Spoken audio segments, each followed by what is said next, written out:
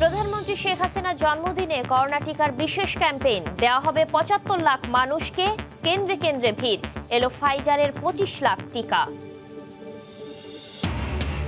১.৫ বছরে রাজশাহীতে বন্ধ শতাধিক কিন্ডারগার্টেন, অনিশ্চিত হাজার হাজার শিক্ষার্থীর জীবন। করোনাকালে পেশা বদল করেছেন বহু শিক্ষক।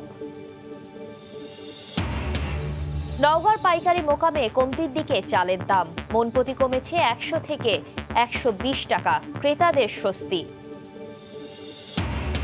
হিলি স্থল বন্দর দিয়ে রফতানির ২৫ গুণ আমদানি, ভারতীয় কর্তৃপক্ষের অসহযোগিতায় বাড়ছে বাণিজ্য বৈষম্য, অভিযোগ ব্যবসায়ীদের, রফতানি বাড়াতে উদ্যোগ। এবং মৌলভীবাজারের পাহাড়টিলায় গাছে গাছে ঝুলছে সুমিষ্ট কমলা, ভালো ফলনে খুশি চাষি, কিছুদিনের মধ্যে বাজারজাত করার আশা।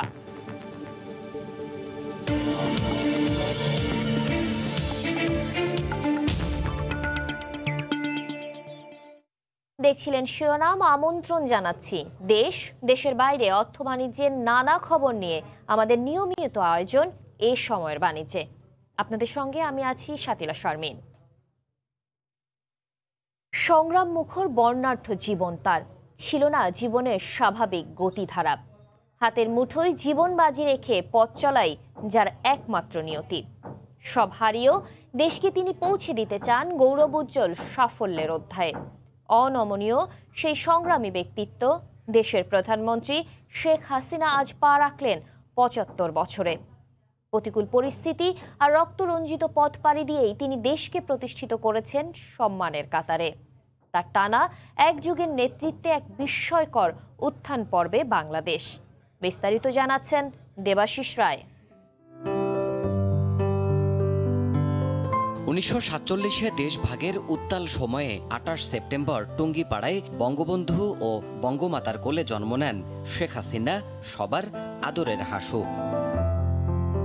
জাতির পিতার জ্যেষ্ঠ এই সন্তান ঢাকাতেই থাকতেন বাবার সঙ্গে। রাজনৈতিক আবহের পরিবারে বেড়ে ওঠা এই নারী ছাত্রজীবন থেকেই সম্পৃক্ত রাজনীতির সঙ্গে। পিতার সংগ্রামমুখর নেতৃত্বের প্রতিটি অধ্যায়ে নীরব সাক্ষী হয়ে যেন শিখেছিলেন নেতৃত্ব আর আত্মোৎসর্গের মহামন্ত্র।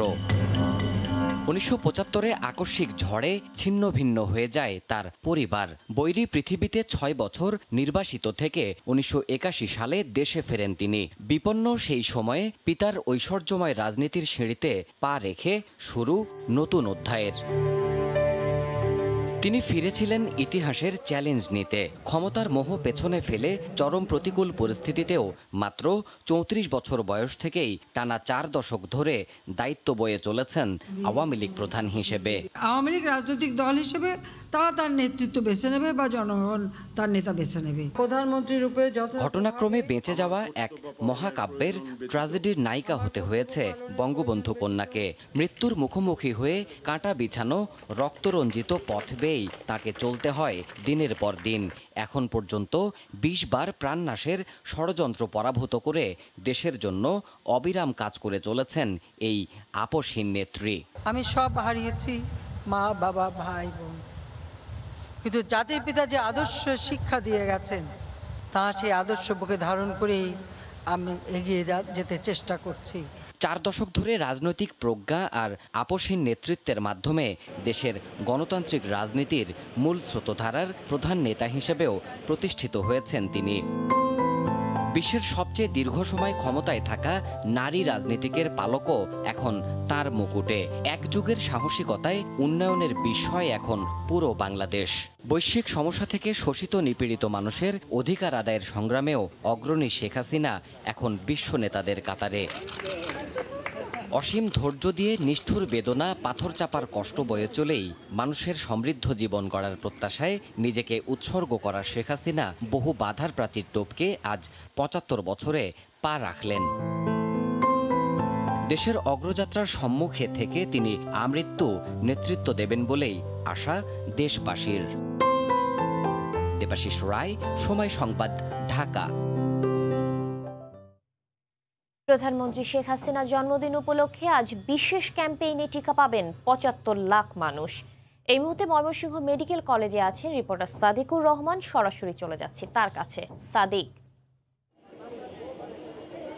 সাতিলা প্রধানমন্ত্রীর জন্মদিন উপলক্ষে যে বিশেষ গণটিকাদান কর্মসূচি সারা দেশে শুরু হয়েছে সেটার অংশ হিসেবে কিন্তু ময়মনসিংহেও কিন্তু সকাল 9টা থেকে এই যে টিকাদান কর্মসূচি সেটা কিন্তু তারা এখানে শুরু করেছেন। এখানে যেটা আমরা দেখতে পাচ্ছি যে সিটি কর্পোরেশনের পক্ষ থেকে যেই 33টি ওয়ার্ড, প্রত্যেকটি ওয়ার্ডে কিন্তু এই বুথ বসানো হয়েছে টিকাদান, এক একটি ওয়ার্ডে কিন্তু এক একটি কেন্দ্র, এবং এই কেন্দ্র থেকে দেখা যায় যে 500 টিকা বরাদ্দ রয়েছে প্রতিটি কেন্দ্র থেকে। এবং এখানে যেটি দেখতে পাচ্ছেন ময়মনসিংহ মেডিকেল কলেজের যেই টিকাদান কর্মসূচির যে কার্যক্রম যেটা দেখতে পাচ্ছেন, তো এইখানে আমরা যেটা দেখেছি যে এখানে মোট বুথ রয়েছে 21টি, অর্থাৎ প্রতিটি বুথ থেকে আপনার 250 ডোজ টিকা কিন্তু দেওয়া হবে। এবং এই পর্যন্ত সকাল 9টা থেকে এখন পর্যন্ত আমরা যেটা জানতে পেরেছি প্রায় 1000-এর মতো মানুষ এখানে টিকা গ্রহীতা যারা আছেন তারা টিকা নিয়েছেন। এবং অনেকেই কিন্তু ভেবেছিলেন যে আসলে অনেক বিশৃঙ্খলা হবে, সেটা কিন্তু এখানে এসে পুরো চিত্রটাই কিন্তু ভিন্ন। প্রথম দিকে ভিড় কিছুটা তেমন দেখা না গেলেও এখন কিন্তু দেখা যায় বেলা বাড়ার সাথে সাথে মানুষজন কিন্তু আসছেন। এবং এই ক্ষেত্রে একটা জিনিস বলে রাখি যে টিকা যারা নিচ্ছেন এই বুথ থেকে এই যে কেন্দ্র থেকে যে মোট 21টি বুথ থেকে টিকা দেওয়া হচ্ছে, যারা কেবল মেসেজ পেয়েছেন রেজিস্ট্রেশনের পর তারাই কিন্তু দিতে পারছেন। এবং অন্য যেই 33টি কেন্দ্র রয়েছে প্রতিটি ওয়ার্ডে, তারা সেখানে কিন্তু মেসেজ ছাড়াও যারা ভোটার আইডি কার্ড নিয়ে যাচ্ছেন তাদেরকে রেজিস্ট্রেশন করিয়ে কিন্তু এই টিকা নিতে পারছেন। এবং একটা বিষয় বলে রাখি যে এখানে অনেকেই মেসেজ কিন্তু রেজিস্ট্রেশন করার পরেও 7 দিন, 15 দিন, 20 দিন হয়ে গেছে, তারপরেও কিন্তু মেসেজ অনেকেই পাননি। সেক্ষেত্রে এই প্রধানমন্ত্রীর জন্মদিন উপলক্ষে বিশেষ যে টিকাদান কর্মসূচি সেটার কারণেই কিন্তু দেখা যায় গতকালের মধ্যেই যারা প্রত্যেককে কিন্তু মেসেজ পাঠানো হয়েছে, এবং গত 2 দিন আগেও যারা রেজিস্ট্রেশন করেছেন তারাও কিন্তু মেসেজ পেয়েছেন। এবং আর যারা অনেকদিন যাবৎ পাচ্ছিলেন না মেসেজ রেজিস্ট্রেশন করার পরও, তারা কিন্তু মেসেজ পেয়েছেন এবং খুব সুন্দর সুষ্ঠুভাবে কিন্তু টিকাদান কর্মসূচি চলছে এবং টিকা নিয়ে কিন্তু সবাই সন্তোষ প্রকাশ করেছেন। এই ছিল আসলে ময়মনসিংহ থেকে সর্বশেষ তথ্য। একদিনের গণটিকা কার্যক্রমের খবর আমরা শুনছিলাম সহকর্মী সাদিকুর রহমানের কাছ থেকে, তিনি যোগ দিয়েছিলেন ময়মনসিংহ থেকে। করোনার প্রভাবে রাজশাহীতে গত 1.5 বছরে বন্ধ হয়ে গেছে 1.5 শতাধিক কিন্ডারগার্টেন ও বেসরকারি শিক্ষা প্রতিষ্ঠান। এতে হাজার হাজার শিক্ষার্থীর শিক্ষা জীবন ও অনিশ্চিত হয়ে পড়েছে। করোনাকালে বেকার হয়ে যাওয়ায় পেশা বদল করেছেন বহু শিক্ষক।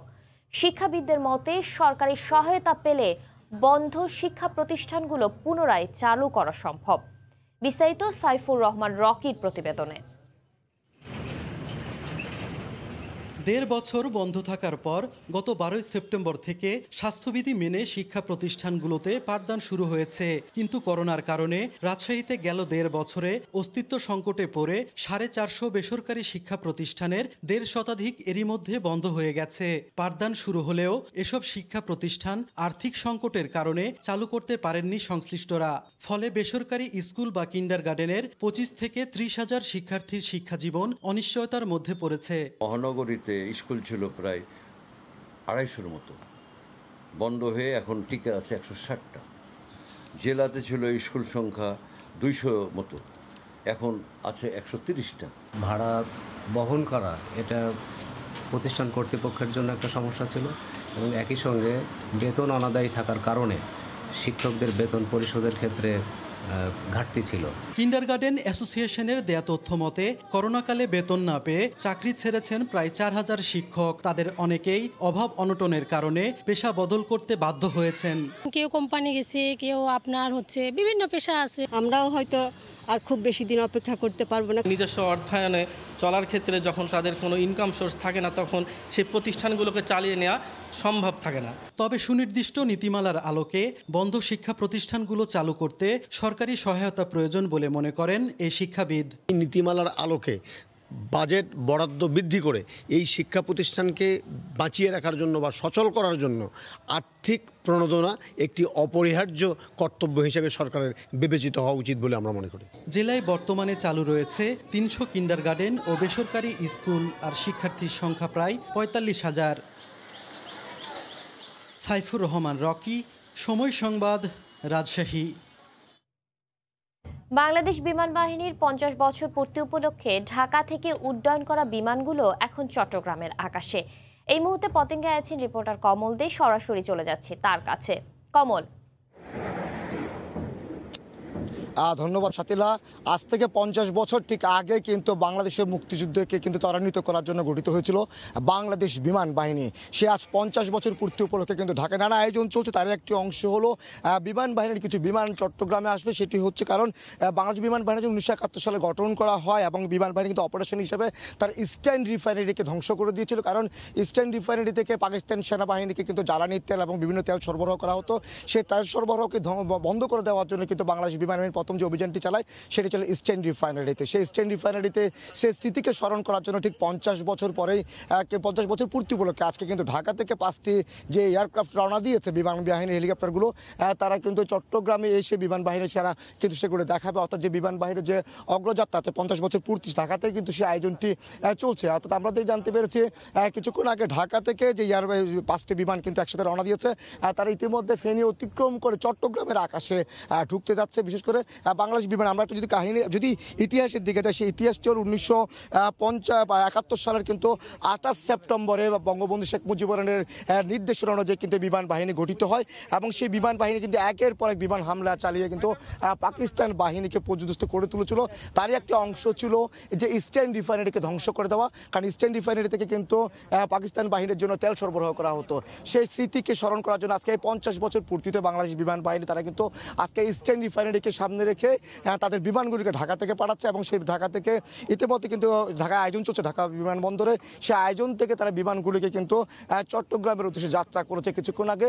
সেই বিমানগুলি এখন রয়েছে ফেনীর আকাশে। আমরা যতটুকু জানতে পেরেছি ফেনী হয়ে তারা কিন্তু চট্টগ্রামের আকাশে অতিক্রম করবে এবং ইস্টার্ন রিফাইনারিকে তারা স্মৃতি হিসেবে অতিক্রম করে যাবে। এরপর তারা চলে যাবে আবার ঢাকার পথে। তো বলা চলে যে স্বাধীনতার যে আজকে 50 বছর পূর্তি, সেই 50 বছর পূর্তি উপলক্ষে কিন্তু বাংলাদেশ বিমান বাহিনীর যে আয়োজন, অর্থাৎ তারা বলছে বিমান বাহিনী গঠন হওয়ার পরে কিন্তু বাংলাদেশে কিন্তু স্বাধীনতার যে বিজয়, সেই বিজয়টি ত্বরান্বিত হয়েছিল। কারণ একের পর এক বিমান হামলা চালিয়ে পাকিস্তানের যে স্থাপনাগুলো ছিল সেই স্থাপনাগুলো ধ্বংস করে দেওয়া হচ্ছে। এর মাঝে উল্লেখযোগ্য ছিল চট্টগ্রাম ইস্টার্ন রিফাইনারিকে ধ্বংস করে দেওয়া। এখানে ইস্টার্ন রিফাইনারির মাধ্যমে কিন্তু জ্বালানি তেল সরবরাহ করা হতো এই পাকিস্তান সেনাবাহিনীকে। সেটি ধ্বংসের হিসাবে কিন্তু আজকে তারা এই 50 বছর পূর্তিতে তারা স্মরণ করছে ইস্টার্ন রিফাইনারি ধ্বংসের ইতিহাসকে। তো এখন পর্যন্ত সাথীরা আমার কাছে ছিল স্বাধীনতার 50 বছর পূর্তি এবং বিমান বাহিনীর 50 বছর পূর্তি এবং একই সাথে যে পাকিস্তানের জ্বালানি তেল সরবরাহকারী ইস্টার্ন রিফাইনারিকে ধ্বংস করার যে 50 বছর পূর্তি সেটি পালন করছে বাংলাদেশ বিমান বাহিনী। চট্টগ্রামের পতেঙ্গা থেকে আমাদের সঙ্গে সরাসরি যুক্ত হয়েছিলেন রিপোর্টার কমল দেব। নওগাঁর পাইকারি মোকামে গত 2-3 দিনে কমেছে সব ধরনের চালের দাম। প্রতিমনে 100 থেকে 120 টাকা দর কমায় ক্রেতাদের মাঝে ফিরেছে স্বস্তি। সেই খবর জানাতে এই মুহূর্তে নওগাঁর পৌর চাল বাজারে আছেন রিপোর্টার এমআর রকি। সরাসরি চলে যাচ্ছি তার কাছে। রকি। ধন্যবাদ শাকিলা। এই মাসের কিন্তু প্রথম সপ্তাহে চালের দর বেশ ঊর্ধ্বমুখী আমরা এখানে দেখছিলাম এবং প্রতি মনে কিন্তু 100 থেকে 120 টাকা পর্যন্ত দর বেড়েছিল। তবে গেল সপ্তাহের ব্যবধানে কিন্তু এই দরটা আবার নিচের দিকে নামছে। বিশেষ করে সরু জাতের যেসব চাল রয়েছে এই চালের দর প্রতি বস্তায় 50 কেজির বস্তায় 100 থেকে 120 টাকা পর্যন্ত এখানে কমেছে পাইকারি মোকামগুলোতে। এবং এই পাইকারি মোকামের বাজার ব্যবস্থার সাথে কিন্তু খুচরা বাজারে এক ধরনের আমরা এখানে প্রভাব লক্ষ্য করছিলাম এবং এরকম একটি দর হঠাৎ করে নিচে নেমে যাওয়ার কারণে সাধারণ ক্রেতাদের ভিতরে কিছুটা স্বস্তি লক্ষ্য করছি। তবে আজকে বাজার এখানে খুচরা যে দরে চাল কেনা বেচা চলছে তা যদি জানায় আপনাকে, প্রতি কেজি জিরা শাল চাল বিক্রি হচ্ছে 56 টাকা থেকে কমে 54 টাকায়। নাজির শাল চাল বিক্রি হচ্ছে 60 টাকা থেকে 2 টাকা কমে 58 টাকায়। পারিজা চাল যেটা মোটা, এই চালটা প্রতি কেজি বিক্রি হচ্ছে 46 টাকা থেকে কমে 44 টাকায়। আটাশ জাতীয় মোটা চাল এই চালটারও কিছুটা কমেছে আমরা এখানে লক্ষ্য করছিলাম। তবে কাটারি জাতের চালটা এটা 64 টাকা পর্যন্ত কেনা বেচা হচ্ছিল প্রতি কেজি এই খুচরা বাজারে। আজকের বাজারে আমরা সেটা লক্ষ্য করছি প্রতি কেজি 60 টাকা বা 58 টাকায় বিক্রি হচ্ছে। তবে এরকম একটি দর হঠাৎ করে কিছুটা কমে যাওয়ার কারণে ব্যবসায়ীরা বলছেন যে এই মৌসুমে কিন্তু চালের যে সরবরাহ, চাল তারা বাজার, ধানের বাজারটাও কিছুটা নিচে নেমে গিয়েছে। এই কারণে চালের বাজারটা তারা একটা কম দামে পাইকারি মোকামগুলোতে তারা ছাড়ছেন, ফলে বাজারে এক ধরনের প্রভাব পড়েছে। তবে জেলা মিল মালিক সমিতির পক্ষ থেকে বলা হয়েছে আগামী কিন্তু এই আশ্বিন কার্তিক মাসের প্রথম সপ্তাহের দিকে নতুন ধান আবার আমনের এই ধানটা আসবে। এই সময়টাতে কিন্তু পাইকার যারা মজুত করে রাখেন তারা কিন্তু ধানগুলোকে প্রসেসিং করে বা মিল পর্যায় থেকে দ্রুত চালটাকে আবার বাজারজাত করার একটা চেষ্টা চালিয়ে যাচ্ছেন এবং এর কারণে কিন্তু দ্রুত বাজারে চাল নামার ফলে চালের বাজারে এক ধরনের নিচের দিকে এখন নামছে। এবং আরেকটি বিষয় জানিয়ে রাখি, গেল কয়েক বছরের মধ্যে কিন্তু এবছর চালের যে দরের ব্যবস্থা তা কিন্তু একেবারে রেকর্ড বলা চলে। প্রতি কেজি চাল কিন্তু 65 থেকে 68 টাকা পর্যন্ত সরু জাতের চাল বিক্রি হচ্ছিল। সাধারণ ক্রেতাদের ভিতরে কিন্তু এক ধরনের অস্বস্তি লক্ষ্য করা যাচ্ছিল এবং তারা বলছিল যে বাজার সহনীয় পর্যায়ে রাখতে প্রশাসনের একটা নজরদারি তারা আশা করছেন। তবে এরকম বাজার ওঠানামা কিন্তু চলতি মাসে 2-3 বার আমরা লক্ষ্য করেছি এবং এই ওঠানামা কিন্তু সবসময় গতানুগতিক থাকে। তো সহনীয় বাজার রাখার ক্ষেত্রে প্রশাসনের তদারকির মাধ্যমে একটা নিম্নমুখী বাজার তারা প্রত্যাশা করছেন, বিশেষ করে ক্রেতারা। তবে এখন যে দরটা যাচ্ছে এরকম একটি দর আরো নিচের দিকে নামবে এমন প্রত্যাশা সাধারণ ক্রেতাদের মুখ থেকে আমরা পাচ্ছিলাম। তো এই ছিল নওগাঁর চাল বাজারের চাল কেনাবেচার খবর আমার কাছে।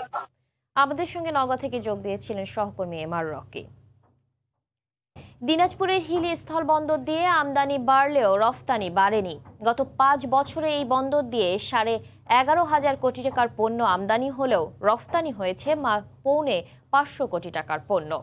ভারতীয় কর্তৃপক্ষের অসহযোগিতার 5 কোটি টাকার পণ্য।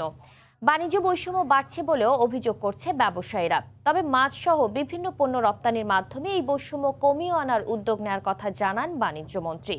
হিলি প্রতিনিধি শফিকুল ইসলাম শফিকের তথ্য ছবিতে রিপোর্ট। গত 5 বছরের পরিসংখ্যান বলছে 85,56,000 মেট্রিক টন পণ্য আমদানি হয়েছে হিলি স্থলবন্দর দিয়ে, যার আর্থিক মূল্য 11,389 কোটি 87 লাখ টাকা, যা থেকে 1,196 কোটি টাকার রাজস্ব আদায় করেছে কাস্টমস। বিপরীতে রপ্তানি হয়েছে 483 কোটি টাকার 73,026 মেট্রিক টন পণ্য। আমদানি ও রপ্তানির বিরাট বৈষম্যের পেছনে ভারতীয় বিভিন্ন সংস্থা ও কর্তৃপক্ষের অনীহার কথা বলছেন বাংলাদেশের আমদানি রপ্তানি ব্যবসায় জড়িতরা। এখানে শুধু রাইস ব্র্যান্ড অয়েল ছাড়া আমরা অন্যান্য আইটেমগুলোকে রপ্তানি করতে পারতেছি না। ভারতীয় পার্শ্বে আমাদের ঊর্ধ্বতন কাস্টম কর্তৃপক্ষ নাই, তাদের কোয়ারেন্টাইন অফিস নাই, এগুলো না থাকার কারণে তাদের বন্দর অবকাঠামো নাই। ব্যবসায়ী মহল এবং বিভিন্ন সংগঠনের মাধ্যমে আমরা মন্ত্রণালয়ে চিঠি লিখেছি, আজ পর্যন্ত এটা কোনো সুরা হয়নি। রপ্তানি খাতের সমস্যার কথা স্বীকার করলেন বাংলাদেশ কাস্টমসের কর্মকর্তা। ইন্ডিয়ান কাস্টমস বলছেন যে খুব শীঘ্রই তারা কোয়ারেন্টাইন অফিস এখানে চালু করার ব্যবস্থা করবেন, ফলে আমরা প্রত্যাশা অনুযায়ী মনে করি এখানকার শাকসবজি বা এইসব পণ্যগুলিও রপ্তানি করতে পারবো। মাছ সহ বিভিন্ন পণ্য রপ্তানির ক্ষেত্রে সমস্যা দূর করতে উদ্যোগ নেওয়া হচ্ছে বলে জানালেন বাণিজ্য মন্ত্রী। কিছু আমদানির উপর তাদের কিছু দেওয়া আছে, বাধা দেওয়া আছে, আমরা আলোচনা করছি যাতে করে যেন সেগুলো তারা তুলে নেয়। আমরা আরও কিছু আইটেম আমাদের বাড়ানোর চেষ্টা করছি। আমরা খুব শীঘ্রই চেষ্টা করবো আমাদের দেশ থেকে যেন মাছ রপ্তানি করা যায়, প্লাস আরও কিছু আইটেম, সব মিলে যে ব্যালেন্সটা, যে ডিফারেন্সটা আছে সেটা কমিয়ে আনার চেষ্টা করব। পাথর, গম, ভুট্টা, পেঁয়াজ, চাল সহ সব ধরনের পণ্য আমদানি হয় এই স্থলবন্দর দিয়ে। বিপরীতে রপ্তানি হয় রাইস ব্রান অয়েল, ঝুট কাপড় ও ওয়াটার পাম্প সহ কয়েকটি পণ্য। সময় সংবাদ, হিলি। দুদিনের ব্যবধানে নাটোরের নলডাঙ্গা হাটে কমে গেছে কন্দ জাতের বীজ পেঁয়াজের দাম। কেজি প্রতি 10 টাকা পর্যন্ত কমে বিক্রি হচ্ছে 50 থেকে 55 টাকায়। দাম অর্ধেকে চলে আসায় হতাশ পেঁয়াজ চাষিরা। নাটোর থেকে আলমামুনে পাঠানো তথ্য ও ছবি নিয়ে রিপোর্ট। নাটোরের নলডাঙ্গায় কন্দজাতের বীজ পেঁয়াজের চাহিদা ব্যাপক। প্রতি মঙ্গল ও শনিবারের হাটে দূর দূরান্ত থেকে পাইকার ও সাধারণ ক্রেতারা ছুটে আসেন এখানে এই পেঁয়াজ কিনতে। তবে চাহিদা থাকলেও বীজ পেঁয়াজের ন্যায্য মূল্য থেকে বঞ্চিত হবার অভিযোগ চাষিদের। বলছেন হাটে সরবরাহ ভালো থাকলেও দাম কমে যাবার কথা। 2 দিন আগেও প্রতি কেজি পেঁয়াজ বিক্রি হচ্ছিল 60 থেকে 65 টাকায়, আর এখন 10 টাকা কমে কেজিতে বিক্রি হচ্ছে 50 থেকে 55 টাকায়। এতে হতাশ চাষিরা। গতবার 100 টাকা কেজি বিছন পেঁয়াজ বেচেছি, 90 টাকা কেজি বেচেছি, এবার তো বেচতে পারতাছি না। এবার 50 টাকা 55 টাকা কেজির উপরে বেচতে পারতাছি না। আমরা খাবার পেঁয়াজেরও দাম পাইলাম না, এখন বীজ পেঁয়াজ বাজারে নিয়েছি, বীজ পেঁয়াজেরও দাম পাচ্ছি না। এত লস দিয়ে কৃষক কেমনে টিকে থাকবে? ভারত থেকে যে পেঁয়াজটা আমদানি করছে, এই পেঁয়াজটা বন্ধ রাখলে আমরা একটু স্বাবলম্বী হব। হাটে অতিরিক্ত বীজ পেঁয়াজ সরবরাহ হওয়ায় দাম কমেছে বলে দাবি স্থানীয় আড়তদারদের। কন্দ পেঁয়াজের বীজ ব্যাপক বাজারে সরবরাহ করলেও ক্রেতা অনেকটাই কম থাকায় এবার চাষিরা তেমন একটা দাম পাচ্ছে না। স্থানীয় কৃষি বিভাগ জানায় চলতি বছর নাটোরের নলডাঙ্গা উপজেলায় 60,000 মেট্রিক টন পেঁয়াজ উৎপাদন হয়েছে। এর মধ্যে কন্দজাতের বীজ পেঁয়াজ উৎপাদন হয়েছে 20,000 মেট্রিক টন। সময় সংবাদ, নাটোর। সাময়িক প্রাকৃতিক বিপর্যয়ের পরও এবার মৌলভীবাজারের পাহাড় টিলায় কমলার ভালো ফলন হয়েছে। এসব বাগানে পাতার ফাঁকে ফাঁকে এখন সবুজ রঙের কমলা ধরে আছে। অল্প কিছুদিনের মধ্যেই ফলগুলো বাজারজাত করার আশাবাদ চাষিদের। শাহ অলিদুর রহমানের পাঠানো তথ্য ও ছবি নিয়ে রিপোর্ট। পাহাড়ি টিলার ঢালু জমিতে সারিবদ্ধভাবে একের পর এক কমলালেবুর গাছ। আবহাওয়া ও মাটি দুটোই কমলালেবু চাষের উপযোগী, তাই মৌলভীবাজার জেলার বড়লেখা ও কুলাউড়া ছাড়াও জুড়ি উপজেলার লালছড়া, হায়াছড়া, শুকনাছড়া, রূপাছড়া, জরিছড়া ও কচুরগুল গ্রামে বাণিজ্যিকভাবে চাষ হচ্ছে নাগাপুরি ও খাসিয়া জাতের কমলালেবু, যা সিলেটি কমলা হিসেবে ব্যাপক পরিচিত। এদিকে এ মৌসুম ভালো কাটলেও দুশ্চিন্তায় লাঠি টিলার 118টি বাগান মালিকরা। তারা জানান, প্রতি মৌসুমে শুধু এ টিলা থেকে প্রায় 2 কোটি টাকার কমলা বিক্রি হয়ে থাকে। সাফারি পার্ক নির্মাণের ঘোষণায় আতঙ্কে রয়েছেন 700 চাষি। যে পার্ক কই দিব গিয়া এরকম থেকে আমরা যত্ন নিতাম পারছি না। কৃষকের কাছে আমি কিনছিলাম বাগানটা, ঠিক মতো তারা পরিচর্যা করছে না। এদিকে জুড়ি উপজেলা কৃষি কর্মকর্তা জানান, নাগাপুরি ও খাসিয়া জাতের পাশাপাশি সুমিষ্ট নতুন দার্জিলিং ও বাড়ি 2 জাতের কমলা সম্প্রসারণের উদ্যোগ নেওয়া হয়েছে। দার্জিলিং এবং বাড়ি কমলা 3-এর সম্প্রসারণের জন্য আমরা চেষ্টা চালিয়ে যাচ্ছি। এবছর জেলায় 150 হেক্টর জমিতে কমলালেবু চাষাবাদ হয়েছে। সময় সংবাদ, মৌলভীবাজার। বাংলাদেশের সঙ্গে ব্রিটেনের সম্পর্ক উন্নয়নে লেবার পার্টি সবচেয়ে বেশি আন্তরিক বলে মন্তব্য করেছেন জাতির জনক বঙ্গবন্ধু শেখ মুজিবুর রহমানের নাতনি ও ব্রিটিশ এমপি টিউলিপ সিদ্দিক।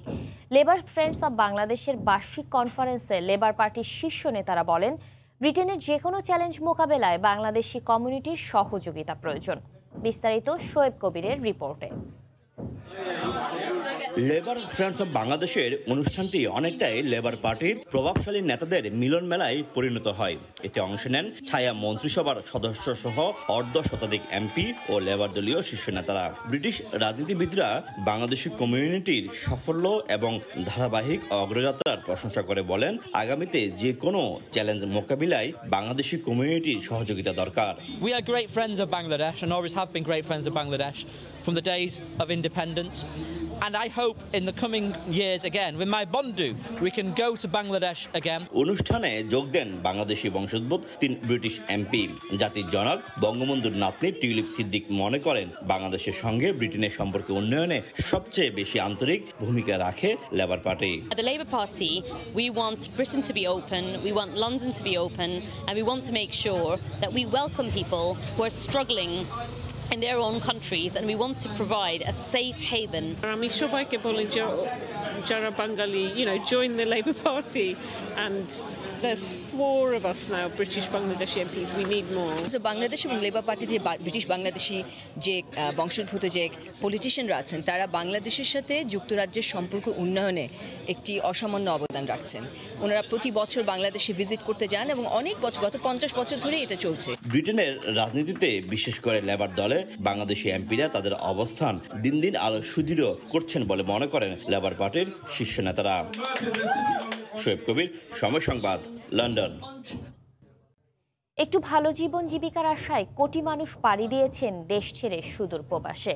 পরিবারের প্রিয় মানুষটি দেশে ফেরার খবরে স্বজনেরা ছুটে আসেন বিমানবন্দরে, কিন্তু কোনো কোনো রাতে বিমানবন্দরে স্বজনেরা অপেক্ষা করেন প্রিয়জনের মরদেহ গ্রহণ করার জন্য। বিমানবন্দর থেকে ফিরে নুরুল আলম নয়নের ছবিতে এমনই এক রাতের গল্প জানাচ্ছেন সানবীর রূপল। প্রিন্সটন ওয়েক্সফোর্ডের ঠিক বাইরে এই বেলিক্রস আপেল হজরত শাহজালাল আন্তর্জাতিক বিমানবন্দরের 8 নম্বর গেট। মধ্যরাতে একটি ফ্লাইটের অপেক্ষা, ফিরবে প্রিয়জন, তার অপেক্ষায় স্ত্রী, সন্তান, স্বজনেরা। মাথার ওপর থেকে আলো জেলে উড়ে যায় বিমান, অপেক্ষার প্রহর বাড়ে। কখন ফিরবে প্রিয় মুখ? বিদেশ থেকে কেউ দেশে ফিরলেই বিমানবন্দরের স্বজনদের কাছে পাবার অপেক্ষা চিরচেনা, কিন্তু এই অপেক্ষা অন্যরকম। মালয়েশিয়া থেকে ফিরবে প্রিয়জনের লাশ। বিদেশে যায় বা হাসি মুখে আমরা রিসিভ করব, কিন্তু বিষয়টা এরকম হয় যে আমাদের আসলে খুব খারাপ লাগে। তো আল্লাহ যেন এরকম কাউকে না করেন আর কি, যে বিদেশে যাবে আবার মৃত লাশ হয়ে ফিরে আসবে। তো আমরা এখানে আসি, তো আপনার সাথে কথা বলছি, কিন্তু আজ 12 দিন মারা গে। তো অন্তরটা তো স্বাভাবিক মানুষের মতো, তো আমার অন্তরটা নাই। কথা ছিল মালয়েশিয়া কাজ করে পরিবারের সবার মুখে হাসি ফোটাবেন, ফিরবেন হাসি মুখে। কিন্তু তার মৃতদেহের জন্যই এখন অপেক্ষা করতে হচ্ছে মলিন মুখে। আসার তারিখ আছে 20 তারিখে, ওরা 20 তারিখে আর রাস্তারে নেই, ওরা টিকিট করছে, টিকিট কাটা ওরা 20 তারিখ আবার শুক্রবারে মারা গেছে। ছোট হয়ে গেছে, এখন তো হয়তো আমি কিছু টাকা ইনকাম করতে পারি, হয়তো দেখার সৌভাগ্য হয়নি।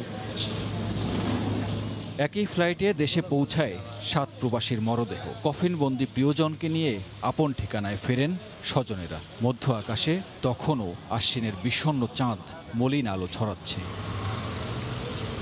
সানবীর রূপল, সময় সংবাদ, ঢাকা। বাজারে নতুন দুটি মোটরসাইকেল নিয়ে এলো Bangladesh Honda private limited. Honda new Xblade double disc ABS আর এক্সপ্লেট সিঙ্গেল ডিস্ক নিয়ে এসেছে হোন্ডা। স্ট্রিট অলরাউন্ডার এক্সপ্লেট মোটরসাইকেলগুলো 160 সিসির। তরুণ গ্রাহকদের কথা মাথায় রেখে নতুন এই মোটরসাইকেল বাজারে ছাড়লো হোন্ডা। এ উপলক্ষে রাজধানীর প্যান প্যাসিফিক সোনারগাঁও হোটেলে অনুষ্ঠানের আয়োজন করে বাংলাদেশ হোন্ডা প্রাইভেট লিমিটেড।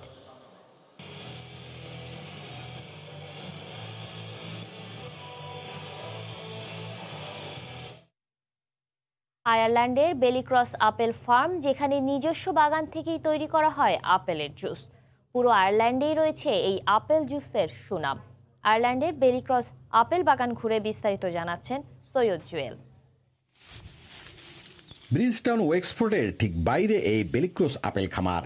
180 একরের অধিকাংশ জায়গায় সবুজ আর লাল আপেলে ভরপুর। পুরো বাগান হেঁটে হেঁটে ঘুরে বেড়াতে যাতে কষ্ট করতে না হয়, তাই দর্শনার্থীদের সেবায় রয়েছে মিনি ট্রাকের ব্যবস্থাও। বাগানের দুধারে সারি সারি আপেল আর দেশ বিদেশের পর্যটকদের ছুটে চলায় বেলিক্রসের এই আপেল বাগানটি সবসময় থাকে সরব। 2 ব্যাগ আপেল ফিল করছি, আর এদিকে এই আপেলগুলি তো অনেক মজা লাগছে আমার, আর আমার অনেক ভালো লাগতেছে। এখানের আপেলগুলো হলো একদম 100% অর্গানিক এবং বিষমুক্ত। আমরা এখানে ফ্যামিলি সহ বন্ধু বান্ধবকে নিয়ে আমরা এখানে আসি এবং আপেল পিক করি। এই আপেল দিয়ে তৈরি করা জুসও ক্রয় করতে পারেন পর্যটকরা। বেলিক্রসের এই আপেল জুসের স্বাদ ও গুণগত মানের জন্য ইতিমধ্যে পেয়েছে সেরা জুসের খেতাবও। সৈয়দ জুয়েল, সময় সংবাদ, আয়ারল্যান্ড। বিশ্বের বিভিন্ন জ্বালানি কোম্পানি পৃথিবীর উত্তর মেরু আর্কটিকে জীবাশ্ম জ্বালানি উত্তোলনের প্রকল্প হাতে নিয়েছে। পরিবেশ বান্ধব জ্বালানি ব্যবহারের আহ্বান জানানো বিশ্বের অনেক ব্যাংক এ অঞ্চলে খনিজ সম্পদের মজুদ অনুসন্ধানে বিনিয়োগ করেছে। তাদের এই দ্বিমুখী আচরণ হুমকির মুখে ফেলেছে আর্কটিক ও বিশ্বের জলবায়ু পরিস্থিতিকে। বিশ্বের বিভিন্ন জ্বালানি কোম্পানি পৃথিবীর উত্তর মেরু আর্কটিকে জীবাশ্ম জ্বালানি উত্তোলনের প্রকল্প হাতে নিয়েছে। মুনাফার পেছনে দৌড়াচ্ছে প্রতিষ্ঠানগুলো আর্কটিক জলবায়ু পরিবর্তনে বিপর্যস্ত এই ভয়াবহ সত্যিটা জেনেও। প্যারিস ভিত্তিক জলবায়ু পর্যবেক্ষণ প্রতিষ্ঠান রিক্লেইম ফিন্যান্স এমন দাবি করেছে। প্রতিষ্ঠানটির পরিসংখ্যান বলছে বর্তমানে আর্কটিকে 220টি তেল আর গ্যাস ক্ষেত্র উৎপাদনে গেছে, আরও 338টি তেল আর গ্যাস ক্ষেত্র আবিষ্কারের চেষ্টা চলছে। ভবিষ্যতে উত্তোলন হতে পারে এখনকার সময়ের তুলনায় দ্বিগুণ। কোম্পানিগুলো বলছে খুব শিগগিরই পাওয়া যাবে মেগা প্রকল্পগুলোতে অর্থায়নের উৎস। কিন্তু রিক্লেইম ফিন্যান্সের প্রতিবেদন বলছে আর্কটিককে এখন জলবায়ু বোমা বলা যায়। প্রতিবেদন বলছে সারা বিশ্বের 120টি বৃহত্তম ব্যাংক 2016 সাল থেকে 2020 সালে আর্কটিকে তেল গ্যাস উত্তোলনের বিভিন্ন প্রকল্পে $31,400 কোটি বিনিয়োগ করেছে। গবেষকরা বলছেন অনেকগুলো বড় ফার্ম আর্কটিকে জীবাশ্ম জ্বালানি উত্তোলনের বড় বড় প্রকল্পে কাজ করছে। আগামী 5 বছরে আর্কটিক থেকে এখনকার তুলনায় তেল আর গ্যাস উত্তোলন 20% বাড়বে। এই প্রতিবেদন অনেকগুলো প্রশ্নের সম্মুখীন করেছে আর্থিক প্রতিষ্ঠান আর জ্বালানি কোম্পানিগুলোর আসল উদ্দেশ্য নিয়ে। কারণ একদিকে তারা পরিবেশ বান্ধব সবুজ জ্বালানি ব্যবহারের প্রচারণা চালাচ্ছে, অন্যদিকে স্পর্শকাতর অঞ্চল আর্কটিকে জীবাশ্ম জ্বালানি উত্তোলনের কাজ করছে, কোটি কোটি ডলার বিনিয়োগ করছে। প্রতিবেদন বলছে বিশ্বের শীর্ষ যে 30টি ব্যাংক আর্কটিকে খনিজ সম্পদের মজুদ অনুসন্ধানে বিনিয়োগ করেছে, এর মধ্যে অর্ধেকের বেশি ব্যাংক আর্কটিক সীমাবদ্ধতা নীতির সাথে যুক্ত। ঈশিতা ব্রহ্ম, সময় সংবাদ। এ সময় বাণিজ্যের শীর্ষ সংবাদগুলো জানিয়ে দিচ্ছি আর একবার। প্রধানমন্ত্রী শেখ হাসিনার জন্মদিনে করোনা টিকার বিশেষ ক্যাম্পেইন দেওয়া হবে 75 লাখ মানুষকে। কেন্দ্রে কেন্দ্রে ভিড়, এলো ফাইজারের 25 লাখ টিকা। 1.5 বছরে রাজশাহীতে বন্ধ শতাধিক কিন্ডারগার্টেন। অনিশ্চিত হাজার হাজার শিক্ষার্থীর জীবন। করোনাকালে পেশা বদল করেছেন বহু শিক্ষক। এবং নওগাঁর পাইকারি মোকামে কমতির দিকে চালের দাম, মনপ্রতি কমেছে 100 থেকে 120 টাকা, ক্রেতাদের স্বস্তি। এই ছিল এই সময়ের বাণিজ্যে। সঙ্গে থাকুন সময়।